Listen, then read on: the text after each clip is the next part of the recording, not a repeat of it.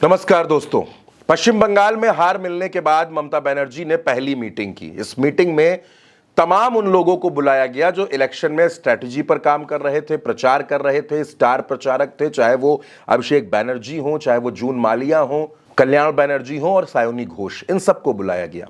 सायोनी घोष के साथ ममता बनर्जी ने बंद कमरे में एक अलग मीटिंग की, क्योंकि आप जानते हैं पश्चिम बंगाल के चुनाव में जिस तरह सायोनी घोष ने मेहनत की, सायोनी घोष ने रैलियां की और सायोनी घोष का प्रचार पूरे देश में सुर्खियों में आ गया, तो ममता बनर्जी ने सायोनी घोष के साथ एक मीटिंग की और यह समझने की कोशिश की कि आखिर दिक्कत कहां पर आई। तमाम नेताओं ने अपनी अलग अलग रिपोर्ट्स बनाई थी। जादवपुर में जो 7 विधानसभा सीटें आती हैं उसमें से 4 सीटें टीएमसी हार गई। वो सीटें कैसे हारे, वहां पर क्या दिक्कत थी, एसआईआर की वजह से ऐसा हुआ या जो कुछ भी हुआ है। दोस्तों, इस बीच आप ये भी जानते हैं कि 31 सीटों को लेकर सुप्रीम कोर्ट ने टीएमसी को नए सिरे से याचिकाएं दायर करने को कहा है। यानी पश्चिम बंगाल में बहुत कुछ हो रहा है। इस बीच ये मीटिंग हुई दोस्तों, तो टीएमसी में ममता बनर्जी ने एक एक नेता से बात की और यह समझने की कोशिश की कि नतीजा क्या रहा, कैसे हम हारे, कहां कहां पर कमी थी। और इसके साथ साथ भविष्य की प्लानिंग पर भी बात हुई कि आगे, क्योंकि पश्चिम बंगाल में भाजपा की सरकार आ चुकी है, पहली बार भाजपा की सरकार आई है, तो विपक्ष की भूमिका कैसे निभानी है, विधायकों को क्या करना है, सांसदों को क्या करना है, पार्टी पदाधिकारियों को क्या करना है, इस पर भी मंथन हुआ। आप जानते हैं कि सायोनी घोष ने चुनाव में खूब मेहनत की। उसके बाद जब इस मीटिंग के बाद सायोनी घोष बाहर आई, जब पत्रकारों से मिली, तो सायोनी घोष ने कहा कि देखिए, हम लोग चुनाव नहीं हारे हैं, ये जनादेश हमारे खिलाफ नहीं है, ये वोट चोरी करके भारतीय जनता पार्टी यहां पर जीती है और हम इस मैंडेट को नहीं मानते, क्योंकि जनता कभी नहीं चाहेगी कि ममता बनर्जी की सरकार पश्चिम बंगाल से चली जाए। इसलिए यह जनादेश नहीं है, यह जनता का मन नहीं है, यह वोट चोरी है।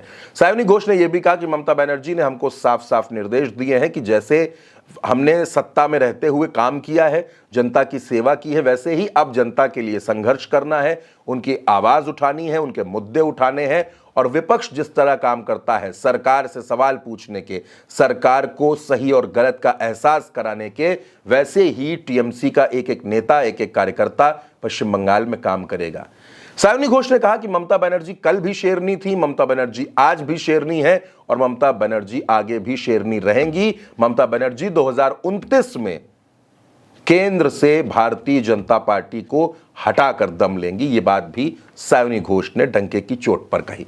सायोनी घोष वो नेता हैं जो टीएमसी की स्टार प्रचारक हैं, ममता बनर्जी की करीबी हैं, भरोसेमंद हैं और ममता बनर्जी ये जानती हैं कि आने वाले समय में टीएमसी में जो भविष्य के कुछ नेता हैं, उनमें पहली कतार का जो नाम है वो सायोनी घोष का है।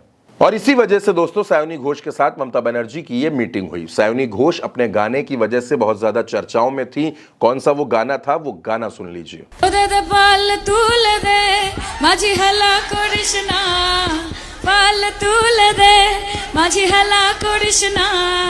ছেড়ে দে নৌকায় আমি যাব মদিনা, ছেড়ে দে নৌকায় আমি যাব মদিনা।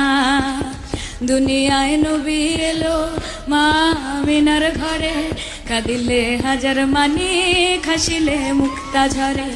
ও দয়াল মুর্শিদ যার সখা তার কিসের ভাবনা, মুর্শিদ যার সখা তার কিসের ভাবনা। আমার হৃদয় মাঝে কাবা নয়নে মদিনা, আমার হৃদয় মাঝে কাবা নয়নে মদিনা। अब दोस्तों सायोनी घोष विपक्ष में है तो सरकार पर हमला भी बोल रही हैं। सायोनी घोष ने एक्स पर पोस्ट करके पेट्रोल और डीजल की बढ़ी कीमतों पर सरकार को घेरा भी और यह पूछा कि आखिर जनता के ऊपर ये मार क्यों पड़ रही है, चुनाव खत्म होते ही ये सब चीजें क्यों हो रही हैं। कुल मिलाकर सायोनी घोष सरकार को घेर रही हैं और इस मीटिंग के बाद टीएमसी के जो तमाम नेता हैं, जो सांसद हैं, जिनके साथ ममता बनर्जी ने बातचीत की, उनके हौसले बुलंद हैं। उनका कहना है कि हम डरेंगे नहीं, हम झुकेंगे नहीं।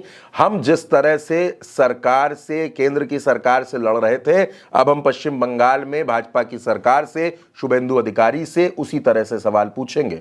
हम ये पूछेंगे कि पश्चिम बंगाल में कानून व्यवस्था की स्थिति खराब क्यों है और जो भी परेशानी पश्चिम बंगाल में आएगी, जिससे जनता को परेशानी होगी, तो हम सवाल जरूर पूछेंगे, हम सड़क पर जरूर उतरेंगे। तो ये मीटिंग दरअसल हार की समीक्षा के लिए थी और ये बताने के लिए थी कि आगे टीएमसी को पश्चिम बंगाल में कैसे काम करना है। तो सायोनी घोष और उनके जैसे तमाम सांसद, तमाम नेता पश्चिम बंगाल में भारतीय जनता पार्टी का मुकाबला जमकर करेंगे, ये टीएमसी की तैयारी है दोस्तों। फिलहाल इस वीडियो में मेरे साथ इतना ही। आप अपनी राय कमेंट बॉक्स में हमें ज़रूर बताइएगा। नमस्कार।